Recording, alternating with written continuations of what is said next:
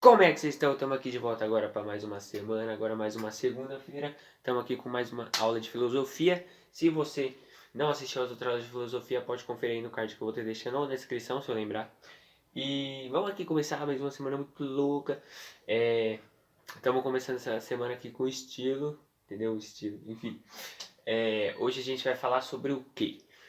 Lembra que lá na primeira aula, você tem que assistir as aulas pra você entender. Então eu vou falar. Lá na primeira aula eu falei que tinha método científico, a primeira aula, o primeiro vídeo do canal, que é a apresentação do canal também. É, mais ou menos. O primeiro vídeo lá do canal, lá eu expliquei tudo certinho e falei que existem métodos científicos. E aí eu não expliquei muito bem, eu expliquei o que eram os métodos científicos, mas eu falei quais eram. E agora eu vou falar quais são. Assim, não os métodos científicos, mas eu vou falar um método científico e os outros métodos de filosofia de vida, essas coisas assim. Vamos lá. Então, o empirismo. O que é o empirismo? O empirismo é o método científico, mas não bem método, mas é meio que uma filosofia de que todo conhecimento que você adquire é um conhecimento proveniente de uma experiência. Ou seja, você experimentou, testou algo e aquele conhecimento veio porque você experimentou, porque você testou, porque você foi lá e, ah tá, eu vi que isso aqui não deu certo, então vou tentar desse jeito e aí deu certo. Esse é o belo. Esse é o método científico mais utilizado, o método empírico, que é o método do teste, ou seja, igual na vacina do coronavírus. Para vacina dar certo, eles têm que testar, ou seja, eles vão vacinar as pessoas e vão ver se vai dar certo. Se der certo, vai continuar vacinando, entendeu? É um método empírico, vai testando, vai experimentando para ver se dá certo.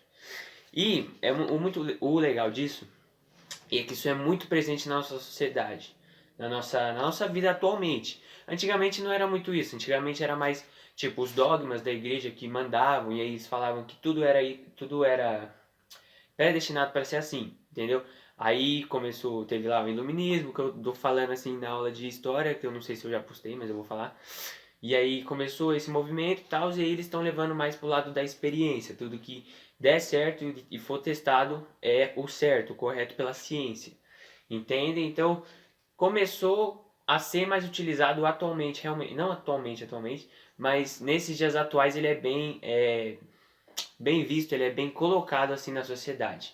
Uma coisa bem implementada, bem atual de hoje em dia. Ele, na verdade, ele tem como base o sensorial, ou seja, aquilo que eu toco eu vejo. Por isso que falam muitas pessoas falam que é um método dos ateus, que tipo, muitos ateus usam só esse método para falar que Deus não existe. Mas isso é outra discussão. Enfim, o método empírico, ele é o método criado pelo John Locke. O John Locke, ele é um bem velho, na verdade, ele nasceu em 1710, eu acho. E não importa muito a data que ele nasceu, mas ele foi um cara muito inteligente porque ele conseguiu desenvolver esse método e esse método está sendo utilizado até atualmente. Então, tipo, bem quando a Igreja Católica estava mandando em tudo, estava colocando aqueles dogmas, estava empunhando tudo e tal, ele conseguiu desenvolver esse método, conseguiu fazer com que esse método viajasse pelo mundo inteiro e ser implementado em várias culturas e várias sociedades. Ou seja, ele conseguiu revolucionar, assim, digamos, o mundo, só com um método, entendeu? Então, o bicho é bravo, realmente. O John Locke. Deixa eu escrever o nome dele. Locke. Não é Loki de Loki igual o irmão do Thor, não é o Loki, isso é Loki com I. Loki é com I, né? O Loki do irmão Thor é com I, né? Eu acho. Não sei, enfim. Então eu já expliquei basicamente que é o método empírico, que é um método muito louco, muito abrangente. Pronto, achei a palavra certa. E agora eu vou falar sobre o criticismo. O que é o criticismo?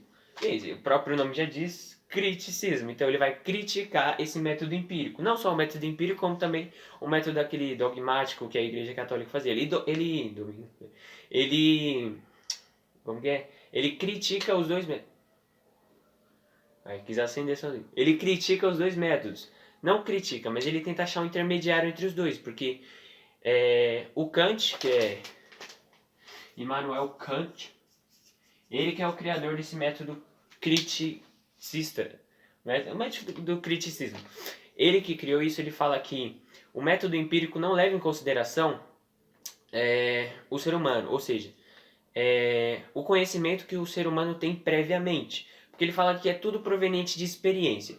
Ou seja, se o ser humano não tivesse, sei lá, respirado antes, ele teria que testar a respiração para ele conseguir dar certo. Ou seja, ele critica esse exato ponto, que tipo, experiências passadas não, assim, não é todo tipo de experiência que é válido. Ou seja, não é sempre a experiência que vai dar certo. Por exemplo, se você não sabia como respirar, você simplesmente respirou. É um negócio inconsciente, entende? É um negócio que não veio da experiência, você só respirou. É tipo, ele critica essa parte do empirismo, ele critica essa parte da ciência, porque atualmente é um método científico o empirismo, mas ele critica bastante isso, por isso que o próprio nome é criticismo. E também critica os dogmas, o método dogmático, que todo mundo critica, porque não faz muito sentido. Mas, então, continuando, ele criou esse método que é meio que o intermédio entre os dois. Que ele supõe, ele fala que esse método parte do ser humano, ou seja, o ser humano que busca o conhecimento, não é a experiência que traz. Claro que ele fala que tem certas experiências que trazem o conhecimento para o ser humano, mas não é todo tipo de conhecimento. Tem conhecimento que parte do ser humano para ele buscar, ou seja, a pessoa que vai buscar o conhecimento que ela quer aprender, entendeu? Então, se tem como acontecer isso também, não é toda experiência que vai trazer o conhecimento, mas sim todo conhecimento que pode vir do ser humano também, que ele quer trazer para ele. Ou seja, se eu quero aprender sobre, sei lá, como montar um carro, eu vou pesquisar como montar um carro, eu vou lá, vou ver como faz, vou fazer todas as peças certinho, entendeu? Parte de mim essa vontade de querer aprender, entenderam? E é isso, ele critica o empirismo por causa que fala que não é tudo parte da, não é tudo vindo da experiência, tem conhecimentos que já vêm com a gente, que isso é o dogmatismo, não vou me aprofundar muito, mas ele fala que todo mundo já nasce sabendo tudo. Quer dizer, tudo já está predestinado e tal. Então, é meio que isso, e aí o empirismo fala que não, tudo parte da experiência, e aí o criticismo do Kant fala que já tem coisas predestinadas, ou seja, você já aprende, você já sabe como respirar, quando você simplesmente respira, já sabe abrir o olho, você não teve que experimentar isso, você só sabe.